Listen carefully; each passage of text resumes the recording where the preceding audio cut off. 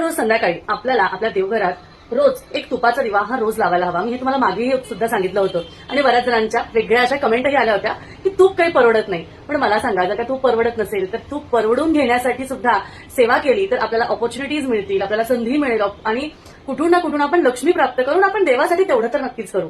बरं बघा, आपण जेव्हा कधी दिवा लावतो, आता हा दिवा जो आहे तो मी लावलेला आहे तुपाच्या वातीचा, म्हणजे एक वात. अशा वाती आता सहजासहजी सगळीकडे मिळतात ज्या तुपाच्या वाती असतात. मी ती वात लावलेली आहे. पण तुम्हाला मला एक गोष्ट सांगायची आहे की जेव्हा तुपाची वात खूप जास्ती लपकते, खूप जास्ती वरती उंच जाते, तेव्हा असं मानलं जातं की तुमची जी काही इच्छा आहे किंवा जी काही तुम्ही सेवा केलेली आहे किंवा जी काही तुम्ही साधना केलेली आहे, या गोष्टी देवापर्यंत पोहोचलेल्या आहे आणि तुमच्या गोष्टी, तुमच्या इच्छा लवकरात लवकर पूर्ण होणार आहे. फक्त धीर धरा आणि तुमच्या वेळेची वाट बघा.